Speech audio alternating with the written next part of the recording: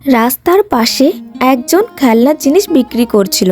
ঠিক তখন একজন আসে, সে পা দিয়ে খেলনাগুলো ফেলে দেয়। ঠিক তখন লোকটি বলে ওঠে, এই তুই কে রে? এটা কি করছিস? তাতে তোর কি? এখান থেকে উঠে যা, না হলে তো সব লন্ডভন্ড করে দেবো, বুঝলি তো? কেন রে? এটা কি তোর বাপের জায়গা নাকি এখান থেকে উঠে যাব? হ্যাঁ, এটা আমার বাপের এলাকায়। বেশি লাফাস না। 20,000 টাকা মাসে আমাকে দিয়ে দিবি, আর কোনো সমস্যাই হবে না তোর। 20,000 টাকা? আমার তো মাসের টেনে টুনে 10,000 টাকাতেই হয় না। আমি 20,000 টাকা কোথা থেকে দেব? মগের মূল্য পেয়েছো নাকি? আরে বাপরে, তুই তো ভালোই কথা জানিস দেখছি। ঠিক তখনই সেখানে সোনু নামের আরেকটি ছেলে চলে আসে। আরে কি রে, কখন যাবি? চল তাড়াতাড়ি। কোথায়? কেন, সুমির পাকা কথা বলতে যেতে হবে না? আয় তাড়াতাড়ি। তুই যা, আমি একটু বাদে আসছি। একটু বাদে না, এক্ষুনি আয়। আরে যা না, এদিকে ঝামেলা মিটিয়েই আসছি। না না, তুই আর ওসব ঝামেলা পরে মেটাস। তোর বাবা তোকে এক্ষুনি যেতে বলেছে। আরে ধ্যাত, আর ভালো লাগে না। নে, আজকের মতো বেঁচে গেলি। এরপর তারা বাইকে উঠে চলে যায়। কিছুক্ষণ পর ছেলের বাড়িতে গিয়ে উপস্থিত হয়। আমাদের ছেলে পছন্দ, এবার আপনাদের মতামত বলুন তবে। আর দেনা পাওনার ব্যাপারটাও বলুন। দেনা পাওনা? এসব আপনারা কি বলছেন? আমরা ওরকম ব্যক্তি না যে অন্যের কাছ থেকে হাত পেতে টাকা নেব।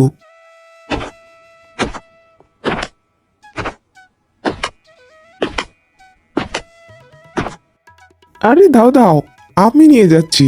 আর শোনো, গরম জল বসিয়ে দাও চায়ের জন্য। সে রান্নাঘরের দিকে যেতে যায়। ঠিক তখন আরে না না ম্যাডাম, আর চা বানাতে হবে না।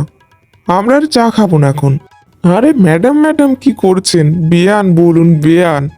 কাজ তো ঠিক হয়ে গেছে, তাহলে আর কি। দিদি, আপনাকে আর কষ্ট করে চা বানাতে হবে না।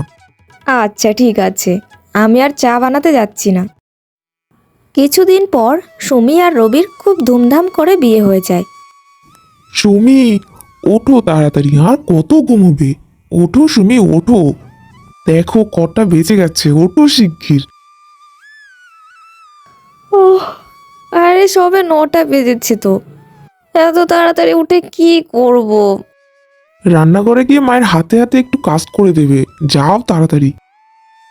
আমি কাজ করে দিতে পারি, তবে আমাকে একটা কথা দিতে হবে। কি কথা বলো? তোমাকে রান্না করার জন্য একটা লোক রাখতে হবে। ঠিক আছে বাবা, এখন তো যাও। তুমি তো জানো আমার বেডটি না হলে ঘুমটাই ভাঙে না। তোমার মাকে একটা দিয়ে যেতে বলো না। ঠিক আছে, আমি এনে দিচ্ছি। খাওয়ার পর কিন্তু মায়ের সঙ্গে হাতে হাতে কাজ করে দেবে। ঠিক আছে বাবা, এনে তো দাও আগে। এরপর রবি চা আনতে যায়, আর সুমি আবার শুয়ে পড়ে। বাবা আয়, জল খাবার খেয়ে নে। আর বৌমা এখনো ওঠেনি? না মা, ডেকে এলাম। চা নিয়ে যেতে বলছে। বলছি চা কি বানানো আছে? কি রে দাদা, কত বেলা হয়ে গেল, বৌদি এখনো ওঠেনি? সকাল সকাল উঠে মায়ের হাতে হাতে কাজ করে দিতে পারে তো। এ তুই থাম তো, রান্নাঘরে চা আছে, যা তুই নিয়ে যা। আর বৌমাকে একটু তাড়াতাড়ি পাঠিয়ে দে। ঠিক আছে, আমি এক্ষুনি গিয়ে পাঠিয়ে দিচ্ছি মা। মা, বৌদি আসলো তবু তোমাকে সেরকমই কাজ করতে হয়। এ তুই থাম তো, আস্তে আস্তে ও সব করবে। হ্যাঁ, সেই করলেই ভালো। বাবা কোথায় গেছে?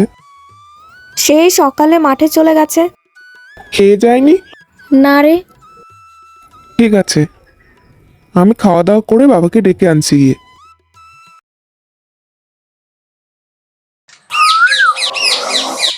সুমি ঘরে বসে চা খাচ্ছে, আর তার ঠিক পাশেই রবি। চাটা খেয়ে তাড়াতাড়ি যাও সুমি। আরে যাচ্ছি যাচ্ছি। বৌমা, আজ তুমি রান্নাঘরে চলো। আর হ্যাঁ, একটু ডাল বেটে দিও, একটু বড়া করব। আমি আজই নেল পলিশ লাগিয়েছি, আমি ওসব পারবো না। আবার লাগিয়ে নিও, আমার নখটাও তো খারাপ হয়ে যাবে। আমি ওসব করতে পারবো না। ওসব বললে কি হয় মা? তোমার এখন বিয়ে হয়েছে, নিজের সংসার হয়েছে, এই সংসারের দায়িত্ব তো এখন তোমাকেই নিতে হবে, বলো। আরে হ্যাঁ হ্যাঁ, মেয়ে আমাদের খুব সুখে আছে। তুই একদিন আমাদের বাড়িতে আসিস, তারপর তোকে আমার মেয়ের বাড়িতে নিয়ে যাব। তখন নিজেই দেখবি কেমন আছে ও। ওর তো কোনো কাজই করা লাগে না, ওর শাশুড়ি সব করে। ঠিক সেই মুহূর্তেই সুমি বাড়িতে চলে আসে, আর তার মা সেদিকে তাকিয়ে বলে, ঠিক আছে, হ্যাঁ হ্যাঁ শোন, আমি তোকে রাত্রে ফোন দেবো, ঠিক আছে? এখন রাখছি তবে। কি হলো, এমনভাবে হঠাৎ করে না বলে চলে আসলে কেন? এখন থেকে কি আমাকে এই বাড়িতে আসতে গেলেও কি তোমাদের পারমিশন নিয়ে আসতে হবে নাকি? আরে বেবি, তোমাকে কি কখনো এমনভাবে বলতে পারি? না মানে শ্বশুরবাড়ির কেউ কি কিছু বলেছে নাকি? তোমার ড্যাডিকে বলবো নাকি? আরে না না, কেউ কিছু বলেনি। ওই বলছিল আমার শাশুড়ি, তোমার সংসার, তোমাকে একটু কাজ করতে হবে, তো এরকম শুরু করেছে। আমার একদম ভালো লাগে না। ও তাই বুঝি, তোমার সংসার বলছে, তাহলে সংসারটা নিজের করে নাও। কি হলো, বৌমাকে ফোন করেছিলি তো? কি এমন হলো যে বৌমা কাউকে না বলেই চলে গেল? হ্যাঁ করেছিলাম, কাল আসবে বাড়ি। আরে হয়তো বাবা মায়ের জন্য মনটা খারাপ ছিল, তাই চলে গেছে। বাড়ি তো চিনে যেতে পেরেছে, এটাই অনেক। আমি তো কতদিন এখানে আছি, আমি তো কোথাও যেতেই পারি না। মা, তুমি চুপ করো। সবাই কি তোমার মতো নাকি? বৌদির তো তোমার বাড়িতে বলে যাওয়া উচিত ছিল। দেখ, আমার ভালো লাগে না। এই বলে রবি খাওয়া ছেড়ে উঠে চলে যায়। ছোট হয়ে সবসময় ছোটর মতো থাকতে পারিস না? বড়দের ব্যাপারে এত নাক গলাস কেন? যা বাবা, আমি আবার এমন কি বললাম? ধুর, ভালোই লাগে না। একদিন রবিও তার বাবা মাঠে কাজ করছিল। তার বাবা ঝুড়ি ওঠাতে গিয়ে পড়ে যায়। ঠিক তখন রবি দৌড়ে ছুটে চলে আসে তার বাবার কাছে। বাবা, তোমাকে কতবার বলেছি এসব কাজ না করতে। এত বয়স হয়ে গেছে, এখন কি আর এত করতে পারো?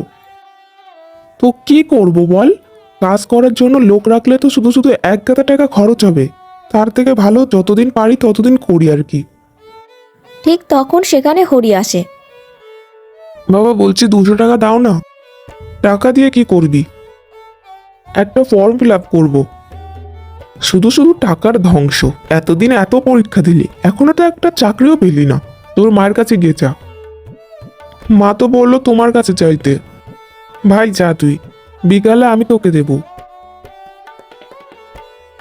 এরপর রবি বিকালে মাঠ থেকে বাড়ি এসে টাকাটা খুঁজতে থাকে, আর তার বউ খাটের উপরে বসে আছে। কোথায় যে রেখেছি? এখানেই তো রেখেছিলাম। বলছি সুমি, এখানে কি একটা খাম দেখেছো নাকি? কই না তো, আমি দেখিনি। ও আচ্ছা, এখন কি যে করব? আমি এর ভেতর 12,000 টাকা রেখেছিলাম। বলছি কোথাও খরচ করেছো কিনা একটু মনে করো না। হয়তো তুমি বলতে ভুলে গেছো, এমনও তো হতে পারে। আগেরবার যেমন বিউটি পার্লারের জন্য 5,000 টাকা নিয়েছিলে। তুমি কি বলতে চাইছো আমাকে?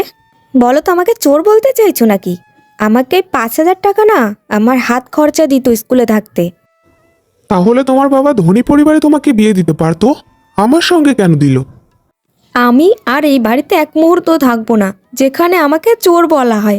চললাম আমি। মা, কেমন বাড়িতে আমাকে বিয়ে দিয়েছো শুনি? আমাকে চোর বলে? কে বলেছে বলো শুনি? আমার মেয়ের মতো মেয়েকে চোর বলে? রবি বলেছে মা। ওর এত বড় সাহস! কালই ওদের বাড়িতে যাব আমরা। আমরা আমাদের মেয়েকে কোনোদিন বকিনি পর্যন্ত। আর এটা কি ধরনের কথাবার্তা? জামাই, আমার মেয়ের কাছে এক্ষুনি ক্ষমা চাও। ক্ষমা চেয়ে নে বাবা, আর ঝামেলা বাড়াস না, আমার আর ভালো লাগছে না। ক্ষমা চা তাড়াতাড়ি আমার বোনের কাছে। আমাকে ক্ষমা করে দাও সুমি। তোরা খোঁজ খবর নিয়ে বিয়ে দিসনি? ওই তোর বৌদির বাবা, ও তো একটা অসভ্য লোক। লোকের কাছ থেকে টাকা মেরে খায়, ওদের কেউ ভালো বলে না। আরে বাবা মা তো ভালো করে খোঁজই নিল না, ঘটকে যা বললো তাই বিশ্বাস করলো। আগেই তোদের ভালো করে খোঁজ নেওয়া উচিত ছিল রে। আর কি করবো রে, এখন আর কিছু করার উপায় নেই।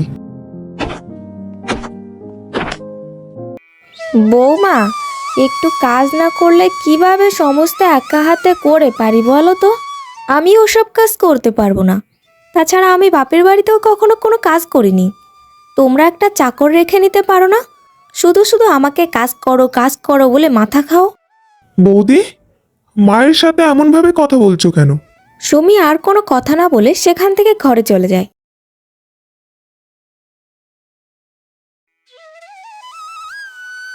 আমার পেট্টিটা আজ কেন আমার ঘরে দিয়ে আসেননি শুনি? দিতে গিয়েছিলাম বৌমা, কিন্তু তুমি তো গভীর ঘুমে ঘুমোচ্ছিলে, তাই আর ডাকিনি। তা বলছি চা আছে? হ্যাঁ, এই তো এখানে ঢেকে রেখেছি।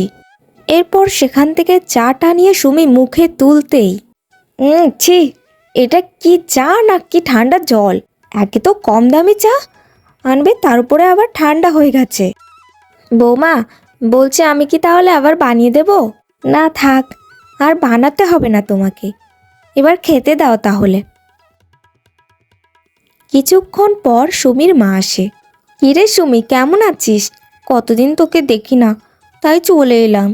খুব ভালো করেছো মা, চলো আমার ঘরে চলো।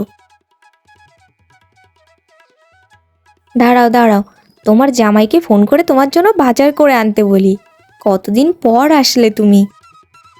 শুনছো, মা এসেছে, একটু ভালো কিছু বাজার করে নিয়ে এসো।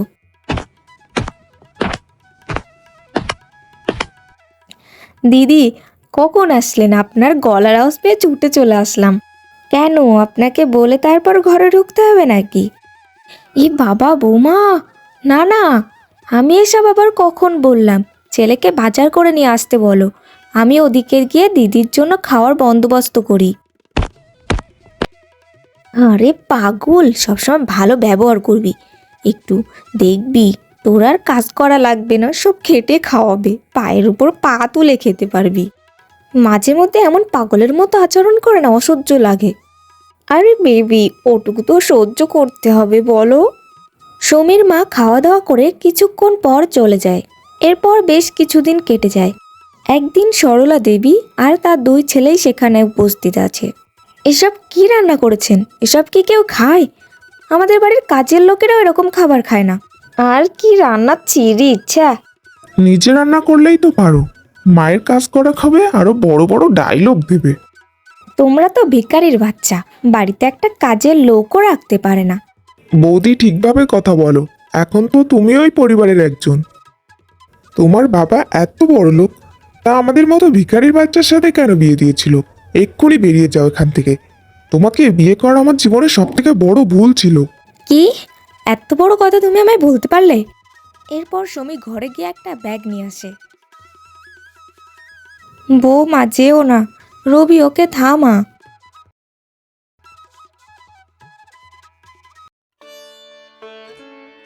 মা, আমাকে ক্ষমা করুন, আমার যে আর কোনো যাওয়ার জায়গা নেই। কেন, তোমার বড়লোক বাপের বাড়ির কি হলো শুনি?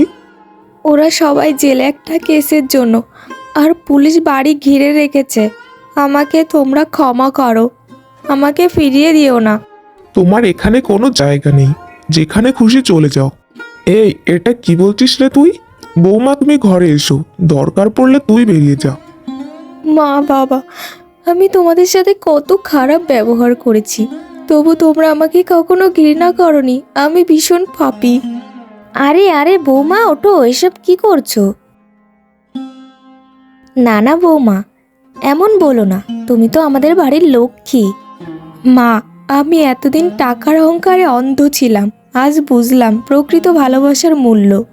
টাকা কখনো সুখ দিতে পারে না, পরিবারের সবাই মিলেমিশে থাকা সবচেয়ে আনন্দের।